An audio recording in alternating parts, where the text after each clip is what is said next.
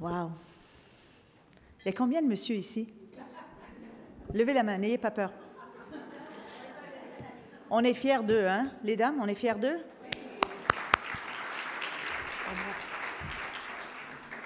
Bon, je n'ai pas mes lunettes, alors ok, ça va.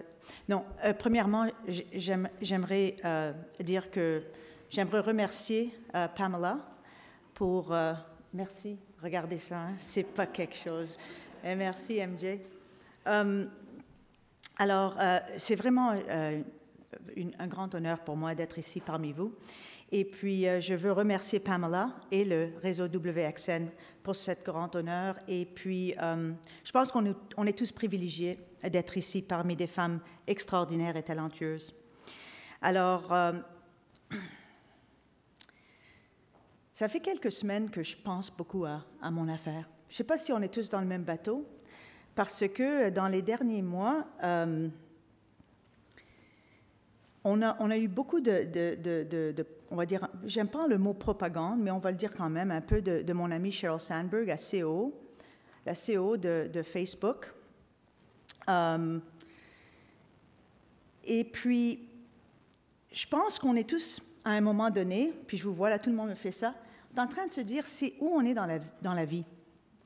Et puis, je ne pense pas que la question, c'est où est-ce qu'on est dans la vie des affaires. Je pense que la question, elle est plus grande que ça. Elle est où sommes-nous, les dames, dans la vie quotidienne, dans la vie de tous les jours? Et je pense que c'est une question assez pertinente. Et puis, parce que je pense que c'est important de considérer, tenir compte que même si on a fait des pas incroyables et on a achevé dans plusieurs domaines, malgré, pour nous, les baby boomers, pas mal de nombreux obstacles et des fardeaux, on a aussi beaucoup de responsabilités, on a pris beaucoup de responsabilités au-dessus de notre grimpe dans l'échelle corporative. Mais aussi, il faut se dire qu'on ne peut pas effacer des millénaires d'ADN en 40 ans. Est-ce qu'on est d'accord avec ça? On est qui on est, hein? Alors, je pense qu'aujourd'hui, on a les mêmes responsabilités qu'on a toujours eues. Et aussi pour les deux messieurs qui sont là, on ne va pas vous taper là-dessus beaucoup, peut-être un peu, mais anyway. Mais je pense qu'aussi les messieurs sont obligés de changer et de s'adapter à des défis et des responsabilités qu'eux n'ont jamais eues. Alors, voilà, on retourne à mon amie Sheryl Sandberg. Et puis, c'est quoi son idée? Elle mentionne « lean in ». Lean in. Je ne sais pas s'il y a un mot exact de traduction, c'est de se pencher, effectivement, hein, on est à la table. Et son idée, c'est qu'elle nous dit que peut-être on doit être plus assertif. Hein? C'est un bon mot, assertif, c'est pas agressif, hein, parce que souvent une femme qui est assertive est nommée agressif, et le gars qui est assertif est assertif. Hein? Mais, n'est-ce pas? Mais aussi, elle explique que peut-être on n'est pas assez confiante. OK. Et après, de l'autre côté, une semaine plus tard, on a l'ancien PDG de Yahoo, Marissa Mayer, qui dit « Moi, là, je regrette. J'ai des regrets. J'aurais dû avoir ma famille et mes enfants avant de sacrifier trop pour atteindre le sommet de succès de l'entreprise américaine. » Alors, on a deux différentes opinions, très diverses. Et puis, c'est quand même des femmes très accomplies et qui ont des grosses éducations, et l'école de Harvard, etc., etc. Alors, pour moi, ça, c'est une conversation au travers un champ de mine. Hein? Personne ne veut en discuter. Mais moi, vous allez, si vous me connaissez, vous savez que je ne suis pas politically correct, comme on dit en anglais. On va en discuter aujourd'hui. Parce que je pense que c'est un dialogue que nous devons avoir. Nous sommes tous ici aujourd'hui dans le cadre d'un réseau féminin pour aider, surtout, et promouvoir les femmes brillantes, mais aussi pour nous d'être des guides pour les jeunes femmes qui sont derrière nous. Et puis, je parlais, je pense, avec Hélène ce matin, puis on le disait. Il y a beaucoup de jeunes femmes aujourd'hui qui nous ont vus à nous, les baby boomers, qui ont dit hey, « Moi, là, je n'ai pas envie. Je n'ai pas envie de faire ce que toi, tu as fait. » Parce qu'aujourd'hui, il faut se dire que le plafond en verre, il existe. N'est-ce pas, mesdames? On ne l'a pas brisé encore.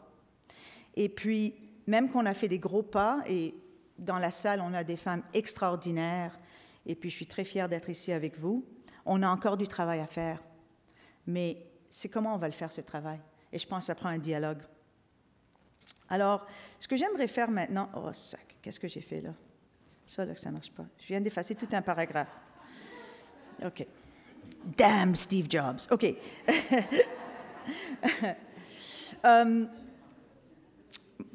Moi, la phrase que j'aimerais vous garder dans la tête pour une seconde, c'est que j'aimerais qu'on arrive à un moment où les sacrifices que nous, on fait comme femmes, c'est équivalent à les sacrifices que les hommes vont faire dans la même position. Est-ce qu'on est d'accord là-dessus? Ce n'est pas une grosse demande, hein? On n'est pas méchante. Alors, je pense aussi qu'il faut avoir une autre discussion en parlant pour les deux bords. Il y a un manque de considération et un vide dans l'accueil et l'accommodation des gens dans le marché du travail, qui éloigne toute possibilité d'avoir une vie équilibrée pour les femmes et pour les hommes. On est d'accord avec ça aussi? Alors, voilà les deux questions que je vous lance. Et puis, avant que je vous les lance, je vais vous partager un petit... Pour ceux d'entre vous qui me connaissez, j'ai fait une grande folie il y a quelques mois. J'ai décidé de faire mon MBA, ma maîtrise. Ouais.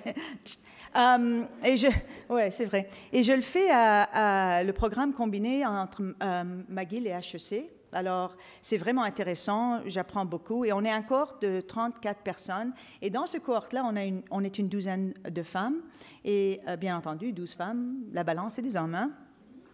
OK, not so stupid. Hein? Alors, j'ai décidé, avant de venir ici, on va s'asseoir ensemble. Puis j'ai demandé aux femmes de s'asseoir avec moi. Puis on a l'âge de 30 ans, puis moi, je suis la plus ancienne.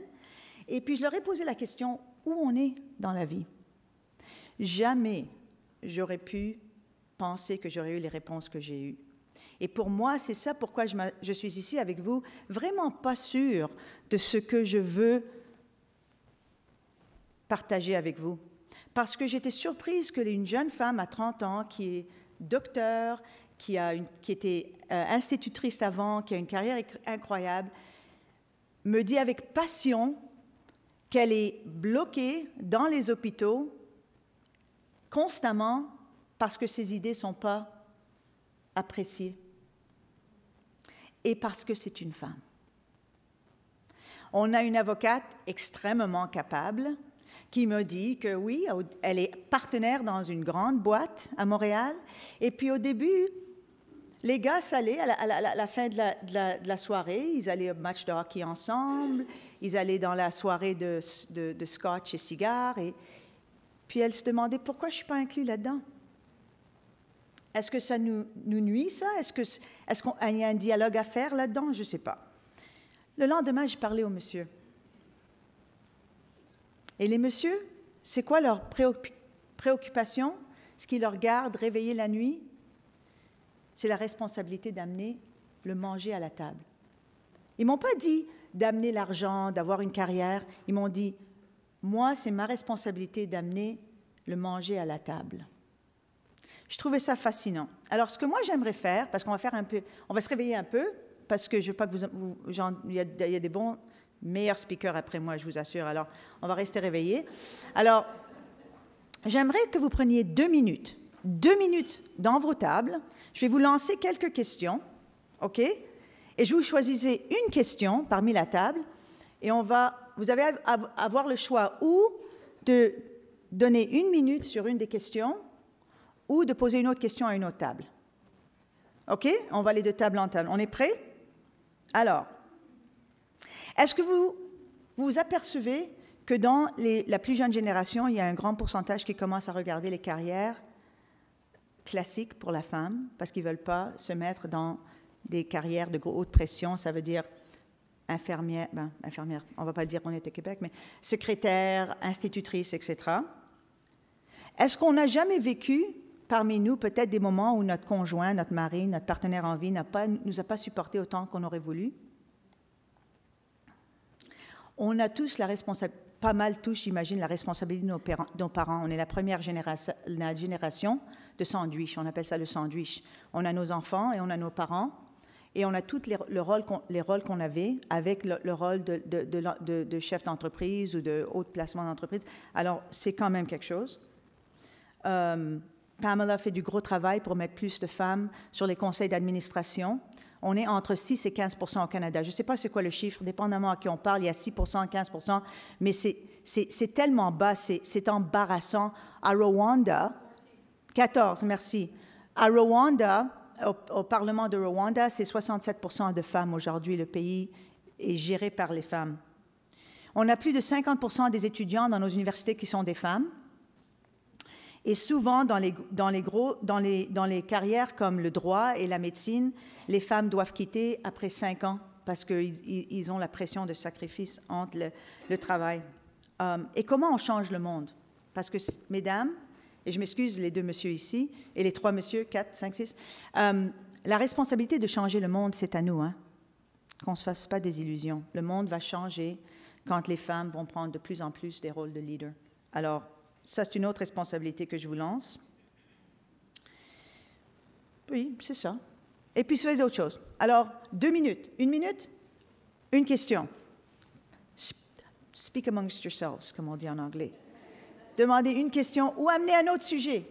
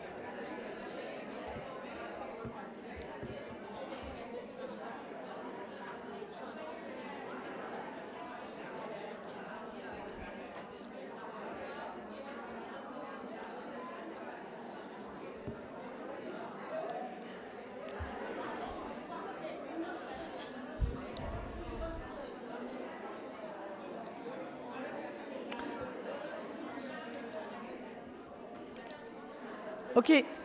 Mesdames, on a stimulé la discussion. Vous savez, on va aller à la table numéro 7. On va vous demander de commencer, de débuter. Allez, les filles. Non, Joey, not God. Pas encore. Okay. Oh God. Levez-vous, madame, s'il vous plaît. You did not ask the good person. Non, je le savais exactement que vous étiez la bonne personne. Oh, absolument. OK. Well. Je suis télépathique.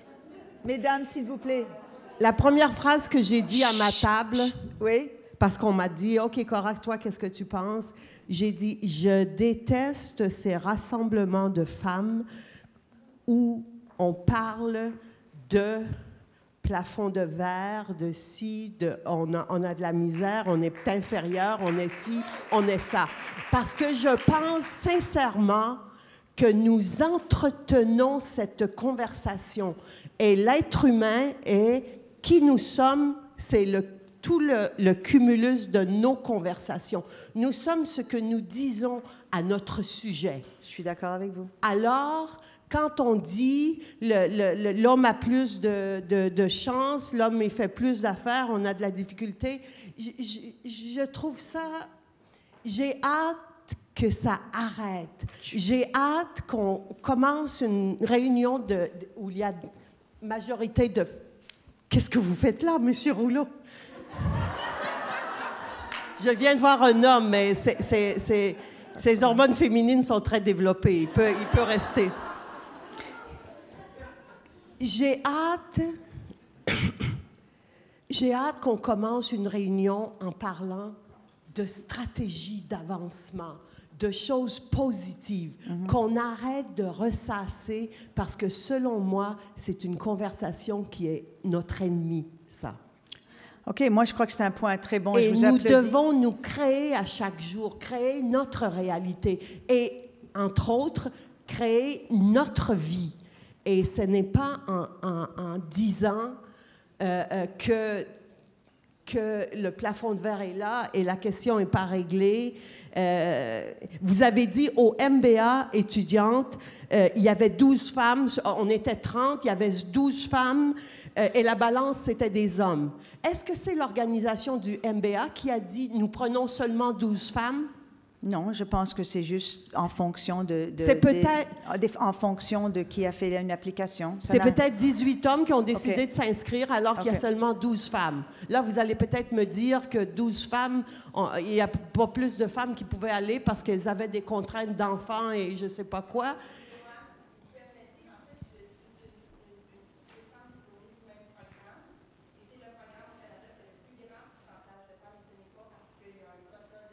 Non. OK. Bien, voilà mon point.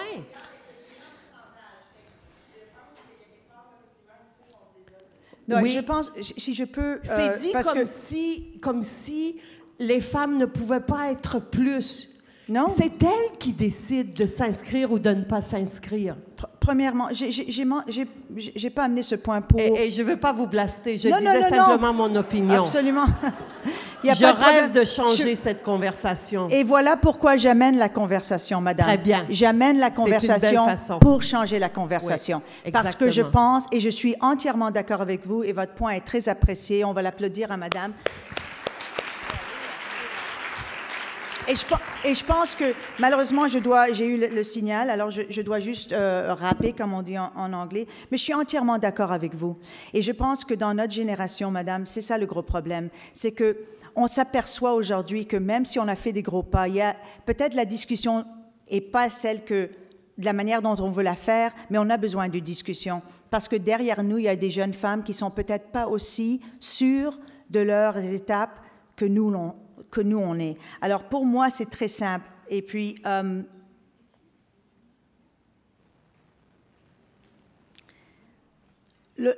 la chose que j'aimerais amener, c'est une chose très simple. Et je demande que nous, les femmes, on doit commencer à s'appuyer plus. Et c'est pour ça que j'amène cette discussion ici. C'est parce que nous, les femmes, on est souvent nos plus grands ennemis. Et puis, j'ai écouté Madeleine Albright donner un discours à Washington et elle a dit clairement comme ça, elle a dit « Il y a une place en enfer pour les femmes qui ne supportent pas les autres femmes. » Et puis pour moi, c'est très... Et c'est ça, à la fin de la journée, pour moi, on a un travail à faire. La première chose, c'est de nous supporter et d'être des bons mentors pour la génération qui vient. Et c'est pour ça que cette organisation, le WXN, est très important pour les femmes. Et c'est ça que je veux amener comme discussion aujourd'hui. Et puis, je crois qu'il faut se pencher. Allez-y, sans honte, sans crainte et sans restreinte, mais ne vous limitez pas à la table de conseil.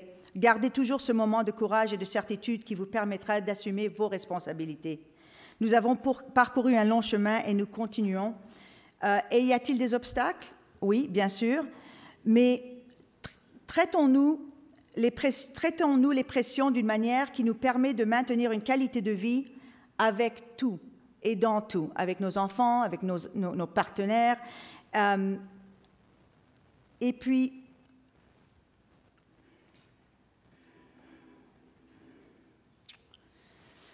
à la journée longue, nous pouvons nous identifier par nos différences, que ce soit hommes et femmes, anglophones, francophones, entre nos religions.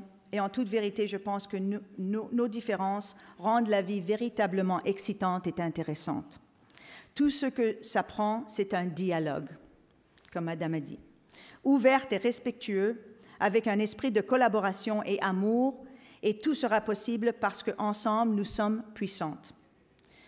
Une par une, c'est ma fondation, nous arrivons à créer une différence incroyable dans ce monde, parce que notre nature comme femme, elle est comblée de passion et de compassion. Nous sommes au fond de nous honnêtes et ouvertes à toute possibilité et tout défi. Alors, pour moi, je voudrais juste terminer en disant, on n'a pas malheureusement eu l'opportunité de parler à toutes les tables.